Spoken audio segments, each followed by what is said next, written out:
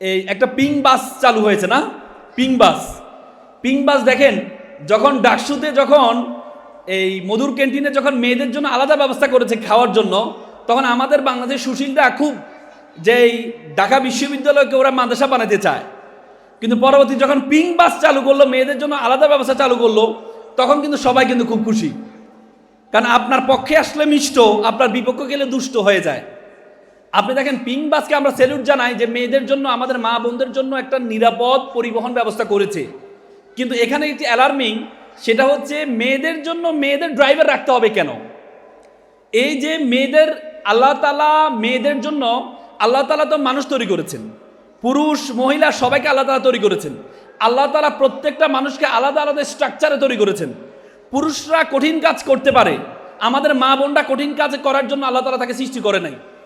আমাদের মা বোনদেরকে কঠিন কাজ করার জন্য আল্লাহ তাআলা সৃষ্টি করে নাই। আল্লাহ তাআলা তাদেরকে সৃষ্টি, যেমন দেখেন নবুয়ত কোনো নারীকে দেওয়া হয়নি, কারণ এটা খুব কঠিন কাজ। আপনাকে হিজরতে চলে যেতে হবে, আপনাকে বাইরে চলে যেতে হবে, যেটা আমাদের মা বোনরা পারবে না। এই জন্য আল্লাহ তাআলা নবুয়ত কখনো দেন নাই। আপনি বলেন যে ইসলাম একটু ফান্ডামেন্টালিস্ট, তাহলে আপনি দেখেন পৃথিবীর কোনো সামরিক বাহিনীর প্রধান নারী দেখেছেন? আমেরিকাতে খুব নারীবাদী রাষ্ট্র, আমেরিকাতে সামরিক প্রধান কখনো নারী দেখেছেন? না। আমেরিকার প্রেসিডেন্ট হওয়ার জন্য একজন নারী প্রার্থী হয়েছেন, হিলারি ক্লিন্টন। উনি এত জনপ্রিয় হওয়ার পরেও আমেরিকার পুরুষরা তাকে ভোট দেয় নাই, তাকে প্রেসিডেন্ট বানায় নাই। তো সুতরাং আল্লাহ তাআলা প্রত্যেকটা মানুষকে আলাদা স্ট্রাকচারে, ধরেন একটা মাছ থাকে পানিতে আর আমরা থাকি উপরে। শীতকালে আমরা কাঁপছি, পানি ধরলে ঠান্ডা লাগে না। আপনি যদি বলেন আমরা তো বাইরে থাকি, মাছটাও তো কষ্ট হচ্ছে, মাছেরও তো ঠান্ডা লাগছে, মাছকে নিয়ে যদি আপনি রোদের মধ্যে রাখেন, মাছের জন্য উপকার হবে নাকি অপকার হবে? অপকার হবে, উপকার হবে না।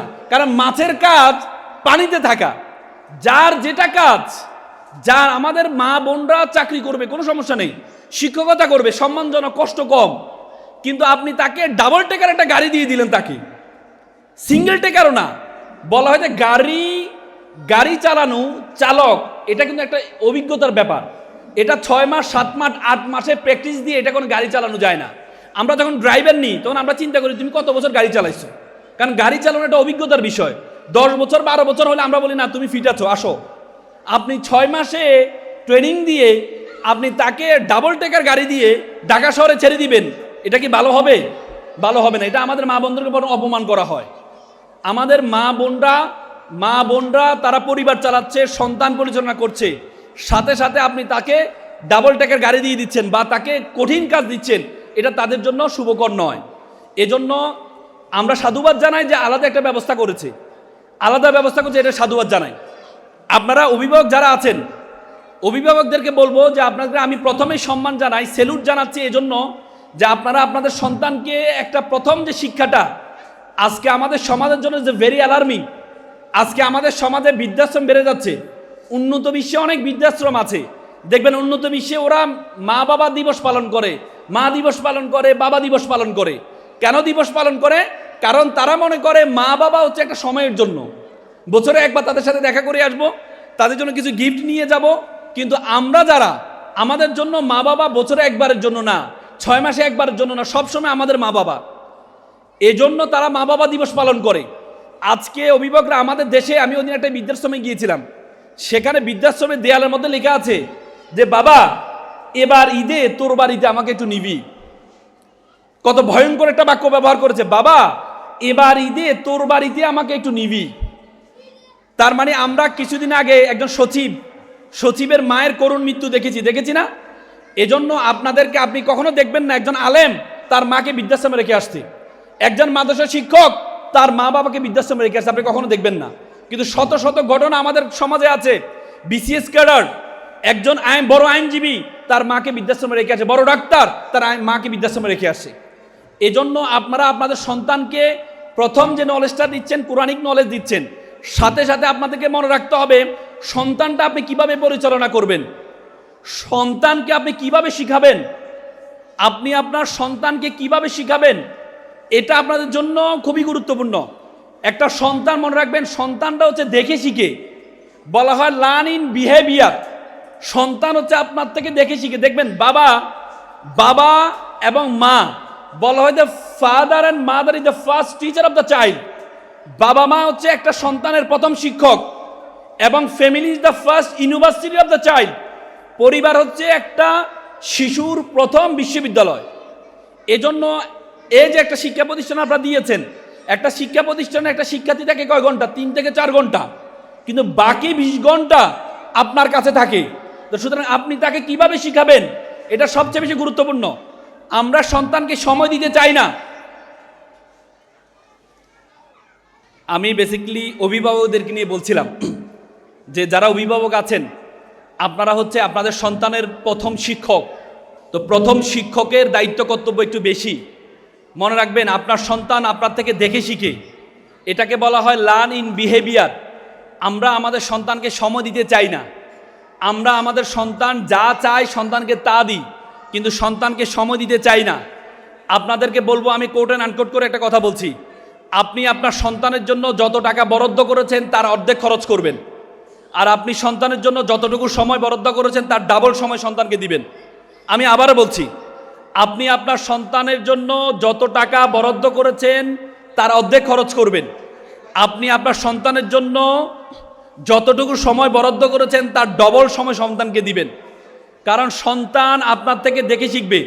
একটা ছেলে তার প্রথম মহানায়ক হচ্ছে তার বাবা, একটা মেয়ের তার প্রথম মহানায়িকা হচ্ছে তার মা, একটা ছেলেরও মহানায়িকা হচ্ছে তার মা। তো সুতরাং সন্তান আপনার থেকে দেখে শিখবে। আপনার সন্তানকে যদি বলেন যে বাবা সিগারেট খেও না, সন্তান আপনার কথা শুনবে না। আপনি যদি সন্তান দেখে শিখবে। আপনি যদি সন্তানকে বলো যে বাবা সিগারেট খেও না, একটু পরে বলেন যে বাবা একটা সিগারেট নিয়ে আসো তো, তাহলে সন্তান কি মাথা থাকবে যে আমি এখন খেতে পারবো না, কিন্তু বাবার মতো হলেই খেতে পারবো। তো সুতরাং সন্তানকে কখনো না এবং কেন এই দুইটা শব্দ ব্যবহার করবেন না, কখনো না। না এবং কেন, সন্তানকে বলবেন না বাবা, সন্তানকে বলবে বাবা বৃষ্টিতে ভিজো না, সন্তানকে বলবেন না আইসক্রিম খেও না। আপনি যখন না না বলবেন তার মাথার মধ্যে নেগেটিভিটি সেট হয়ে যাবে। তখন যখন আপনি তাকে বলবেন যে বাবা পড়ো, সে বলবেন না, বাবা লেখো, সে বলবেন না। এর জন্য সন্তানকে কোনো না বলবেন না। সন্তানকে কখনো কেন বলবেন না যে বাবা দেয়ালে এঁকেছো কেন, কেন বলবেন না। বাবা তুমি অমুক গাছের আম অনুমতি ছাড়া পেরেছো কেন, বলবেন না। বলবেন যে বাবা তুমি দেয়ালে আঁকো, দেয়ালে তুমি যদি আঁকো তাহলে আমি তোমার স্কুলে তোমার ম্যাডামদেরকে দেখাতে পারবো না, বরং তুমি কাগজে আঁকো, আমি দেখাতে পারবো। তুমি বৃষ্টিতে যদি ভিজো তাহলে তোমার জ্বর আসবে। আইসক্রিম যদি খাও সমস্যা নাই, কিন্তু তোমার ঠান্ডা লাগবে। যখন আইসক্রিম খাওয়ার পর তার ঠান্ডা লাগবে, তখন তার মাথার মধ্যে সেট হবে যে আমার আইসক্রিম খাওয়া ঠিক হয় নাই। যখন সে বৃষ্টিতে ভিজার পর তার জ্বর আসবে, তখন তার মাথার মধ্যে সেট হয়ে যাবে যে আমার বৃষ্টিতে ভিজা ঠিক হয় নাই। এই জন্য না বলবেন না, তাকে পজিটিভিটি শিখাবেন। তাকে বলবেন না অমুকের গাছে আম পেরেছো কেন, আপনি চোখ বড় করে তাকে ধমক দিলেন, তখন সে একটা ডিফেন্স নিয়ে নিবে, বলছেন না মা আমি পারি না, তো রফিক পেরেছে। কারণ আর আপনার চোখ দেখে সে বাধ্য হলো ডিফেন্স নেওয়ার জন্য। কিন্তু আপনি যদি বলেন বাবা কারো অনুমতি ছাড়া অন্যের গাছে আম পাড়া ঠিক না, আপনি যদি তাকে এটা বলবেন, তখন তার মাথার মধ্যে সেট হবে যে ঠিক, আমি অনুমতি ছাড়া, মা ঠিক আছে মা আমি আর পারবো না। এজন্য আপনারা তাকে পজিটিভিটি শিখাবেন। মনে রাখবেন, আমরা সন্তানকে নিজের মতো করে ভাবি, নিজের মতো করে সন্তানকে ভাববেন। সন্তানকে শিখাবেন পায়রার মতো করে। দেখবেন একটা পায়রা শক্ত বিভিন্ন ধরনের কঠিন খাবার খায়, খাবারটাকে নরম করে এখানে রাখার পরে যখন তার সন্তানকে খাওয়ানোর প্রয়োজন হয়, তখন নরম জায়গা থেকে একটু একটু করে খাওয়ায়। আর আমরা সন্তানকে বলি তুমি এত গাধা কেন, বুঝো না কেন। আজকে যারা ধরেন বার্ষিক পরীক্ষা অনেকে ভালো করেছে, অনেকে পুরস্কার পেয়েছে, অনেকে পুরস্কার পায় নাই। আপনি পাশে বসে যদি তাকে বলেন দেখছো, আপনি যদি তাকে বলেন দেখছো তোমার চেয়ে ওর বাবা কি করে, আর তোমার বাবা তোমার পিছনে কত টাকা খরচ করে, ও হয়েছে ফার্স্ট আর তুমি হইলা মানে থার্ড বা ফোর্থ। আপনি যখন তাকে এটা বলবেন তখন তার মনটা খারাপ হবে। তাকে এটা বলবেন না। একবার একটা দৌড় প্রতিযোগিতায় একটা মেয়ে 20তম হয়েছে। তো মেয়েটা 20তম হওয়ার পর মন খারাপ, তার বাবা তাকে ধরে বলেছে মা অভিনন্দন তোমাকে। বললো যে বাবা কেন, আমি তো 20তম হয়েছে, আমি তো ফার্স্ট হই নাই। বলছে বাবা কি বলো, এখানে 100 জন দৌড় প্রতিযোগিতা অংশগ্রহণ করেছে, তুমি 80 জনকে হারিয়েছো, এই জন্য তুমি অভিনন্দন প্রাপ্ত, তুমি এরপরে আরো ভালো করবা। আপনি তাকে তো উদ্বুদ্ধ করবেন, তখন তার মনটা অনেক বড় হবে। এজন্য সন্তানকে কখনো হতাশ করবেন না। সন্তানকে কখনো হতাশ করবেন না। আপনি যদি আপনার সন্তানকে হতাশ করেন, সন্তানের মাইন্ডসেটটা হতাশাময় হয়ে যায়। আল্লাহ তাআলা কাউকে অনর্থক সৃষ্টি করেন নাই। আসমান এবং জমিনে যা কিছু আছে কোনো কিছু অনর্থক সৃষ্টি করেন নাই। আল্লাহ তাআলা আপনার সন্তানকে অনর্থক সৃষ্টি করেন নাই, কিন্তু আপনি বুঝেন না আপনার সন্তানের কোন জিনিসটাই ভালো।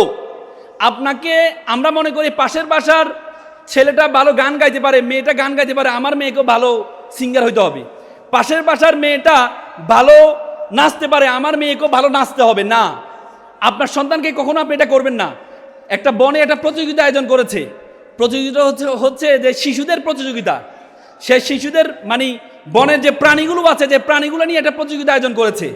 সেই প্রাণীগুলোর প্রতিযোগিতা দেখা গিয়েছে, সিংহ তার সন্তানকে ডেকে এনে বলে যে বাবা, তোমার বাবা বনের রাজা, তোমাকে ফার্স্ট হইতে হবে। তো প্রথম প্রতিযোগিতাতে সাঁতার প্রতিযোগিতা। দেখা গেছে সকল প্রাণীকে পিছনে ফেলে, সিংহের বাচ্চাকে পিছনে ফেলে, বাঘের বাচ্চাকে পিছনে ফেলে ফার্স্ট হয়েছে কুমিরের বাচ্চা। সিংহের বাচ্চা সবার লাস্ট হয়েছে। সিংহ তো মেজাজ খারাপ। সিংহ তার সন্তানকে ডেকে এনে বললো, বাবা, দ্বিতীয় প্রতিযোগিতা তুমি যদি ফার্স্ট না হও তাহলে তোমাকে আমি ত্যায্য করে দিব। দ্বিতীয় প্রতিযোগিতা উড়ার প্রতিযোগিতা। দেখা গেছে উড়ার প্রতিযোগিতা সকলকে পিছনে ফেলে বানরের ছেলে ফার্স্ট হয়েছে, সিংহ সব বাচ্চা সবার লাস্ট হয়েছে। তো সিংহ এসে তার বাচ্চাকে ত্যায্য করে দিয়ে, তোমার মতো সন্তান আমার আর দরকার নেই। আচ্ছা, আপনি আমাকে বলেন, সিংহের কাজ কি উড়া? সিংহের বাচ্চার কাজ কি সাঁতার কাটা? না। আমরা মনে করি আমার সন্তানকে সকল কিছুতে ফার্স্ট হইতে হবে। না, আপনার সন্তানের আলাদা একটা যোগ্যতা আছে। আল্লাহ তাআলা প্রত্যেকটা মানুষকে উইকনেস, আল্লাহ তাআলা কোরআন বলেছেন, লাকাদ খালাকনাল ইনসানা ফিল কাবাদ, আমি মানুষকে কষ্টের মধ্যে ত্রুটি দিয়ে তৈরি করেছি। আপনাকে দুঃখ কষ্টে তৈরি করেছেন। তো সুতরাং আপনি যদি মন করেন যে আপনার সন্তানের, যেমন আপনি মিস্টার বিনের নাম শুনেছেন। মিস্টার বিন অক্সফোর্ডের ছাত্র ছিল। মিস্টার বিনের খুব স্বপ্ন সে নাটিকা করবে। সে যখন একটা অক্সফোর্ড ড্রামা থিয়েটার ভর্তি হওয়ার পর তাকে একটা ডায়লগ দেয়, সে ডায়লগ বলতে পারে না, কারণ তার মুখে জড়তা ছিল। সে ডায়লগ বলতে পারে না তার মুখের জড়তার কারণে। পরবর্তীতে অক্সফোর্ড থিয়েটার তাকে বের করে দেয়। মিস্টার বিন চিন্তা করেছে, আমাকে যেহেতু জড়তার কারণে বের করে দিয়েছে, আমি এমন একটা অভিনয় করব যে অভিনয় কোনো ডায়লগ দিতে হবে না। পরবর্তী 3 বছরের মাথায় মিস্টার বিন এত বেশি জনপ্রিয় হয়েছেন, পরবর্তীতে অক্সফোর্ড থিয়েটার নিয়ে তাকে পুরস্কৃত করেছেন। তো সুতরাং আপনার ছেলের মধ্যে উইকনেস আছে, হয়তো সুন্দর কথা বলতে পারে না, হয়তো এই জন্য এগুলাকে পিছনে ফেলে আপনি আপনার সন্তানকে একটু সময় দিবেন, সন্তানকে কিছু স্কিল শিখাবেন, কিছু দক্ষতা শিখাবেন। আমি আমার সন্তানকে প্রতিদিন আমি তাকে সে যেটাই দেখো, আমি বলি রাতে তুমি 1 মিনিট করে আমাকে এটা শোনাবা, বা আমি যদি ব্যস্ত থাকি তুমি আমাকে ভয়েস পাঠাবা যে এই কি শিখেছো। আপনি তাকে স্কিলটা শেখান। পৃথিবীতে যত স্কিল আছে, বলা হয় the most final skill is the speaking skill, কথা বলার দক্ষতা।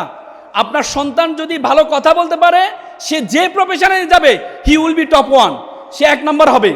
এজন্য আপনি আপনার সন্তানকে কথা বলার দক্ষতাটা শিখাবেন। কথা বলার দক্ষতাটা, এই জন্য কথা বলার দক্ষতা শেখানোর জন্য আপনাকে প্রতিদিন যে কোনো একটা টপিক নিয়ে পরিবারে আলোচনা করতে হবে। যদি পারেন সন্তানকে দিবেন যে বাবা এটা নিয়ে তুমি একটু কথা বলো, আজকে তুমি একটা ড্রামা দেখেছো বা তুমি একটা কার্টুন দেখেছো, এটা থেকে কি বুঝেছো তুমি আমাকে একটু বলো। তার মুখের জড়তাটা দূর করবেন। এর জন্য স্কিল। আগে বলা হতো it's time for GK, general knowledge. এখন বলে it's not time for GK, it's time for SK, special knowledge. আপনি আপনার সন্তানকে এমন একটা গুণ শিক্ষা দিবেন যেটা 10 জন থেকে তাকে পার্থক্য করবে। তো সুতরাং এটি যদি আপনি নিশ্চিত করতে পারেন, আমি তানজিমুল উম্মাহকে ধন্যবাদ জানাই। তারা জাগতিক নলেজ এবং ইসলামিক নলেজ দুটির সমন্বয়ে যে একটা নলেজ তারা করছে, আমি বিশ্বাস করি এটা দ্বারা আমাদের শিক্ষার্থীরা অনেক ভালো করবে। এজন্য আমি আবার অভিভাবকদের আহ্বান জানাবো, শিক্ষার্থী যারা আছো তোমাদের মধ্যে আমি সর্বশেষ কথা বলে শেষ করব।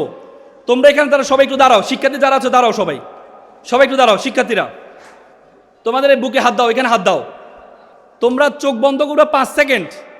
তোমরা চিন্তা করবা যে তোমরা কি হতে চাও, তোমরা বড় হয়ে কি হতে চাও। পারবা? হ্যাঁ, চোখ বন্ধ করো। 1 2 3 4 5, চোখ খোলো। হ্যাঁ বাবু, তুমি বলো কি হতে চাও তুমি বড় হয়ে? তুমি মনে মনে কি হতে চেয়েছো বলো। বাবু তুমি প্রথমজন, তুমি পাইলট হতে চাও।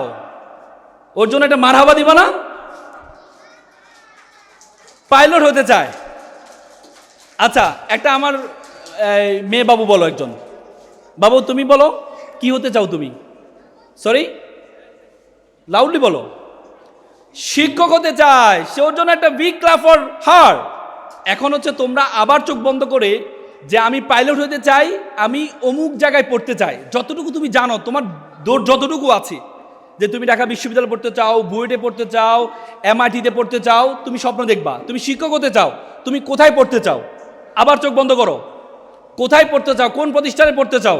মানে তোমার এই যে তানজিমুল উম্মাহ শেষ করার পরে কোন বিশ্ববিদ্যালয়, উচ্চশিক্ষার জন্য কোন বিশ্ববিদ্যালয়, কোন মেডিকেল, পৃথিবী?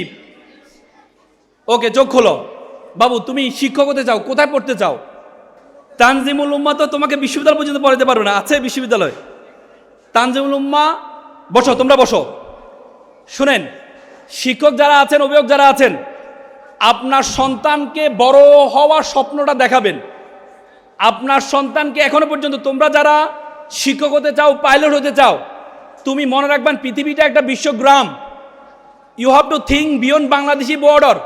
আপনাকে বাংলাদেশের বর্ডারের বাইরে চিন্তা করতে হবে।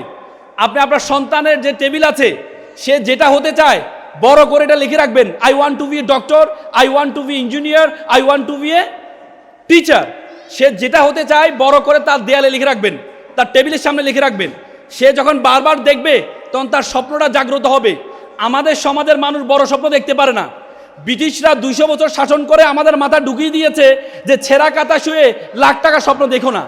এজন্য আমরা কেরানি পদে চাকরির জন্য আবেদন করি, এমডি পদে চাকরির আবেদন আমাদের শিখায় না, সিও পদে চাকরির আবেদন আমাদের শিখায় না। এজন্য আপনি আপনার সন্তানকে বড় স্বপ্ন দেখাবেন যে বাবা তোমাকে অক্সফোর্ডে যেতে হবে, মা তোমাকে অক্সফোর্ডে যেতে হবে, তোমাকে এমআইটিতে যেতে হবে, তোমাকে বড় ইসলামী স্কলার হইতে হবে। আপনি এখন ইসলামী স্কলার যারা আছে তারা এক একজন এক এক সেলিব্রিটি। আপনি তাদেরকে দেখান যে তুমি কি হতে চাও। তুমি কি কাজী ইব্রাহিম হুজুরের মতো ব্যক্তি হতে চাও, নাকি মিজানুর রহমান আজহারের মতো ব্যক্তি হতে চাও, নাকি আহমদুল্লাহ সাহেবের মতো তুমি ব্যক্তি হতে চাও? আপনি তাকে স্বপ্ন দেখাবেন, আপনি তাকে একটা আইকনিক ফিগার তৈরি করে দিবেন, আপনি একটা গোল তাকে সেট করে দিবেন। যদি সেটা করতে পারেন, দেখবেন সন্তান বড় স্বপ্ন দেখবে এবং অনেক বড় হবে। আমি আশা করছি, আমি আর কথা বাড়াবো না। আমি আপনাদেরকে আবারও এই অবস্থায় আপনাদের ধৈর্য ধরে আমার কথা শুনেছেন, এজন্য আমি আবারও ধন্যবাদ জানিয়ে আমার কথা এখানে শেষ করছি। সকলে ভালো থাকবেন, সুস্থ থাকবেন। আসসালামু আলাইকুম।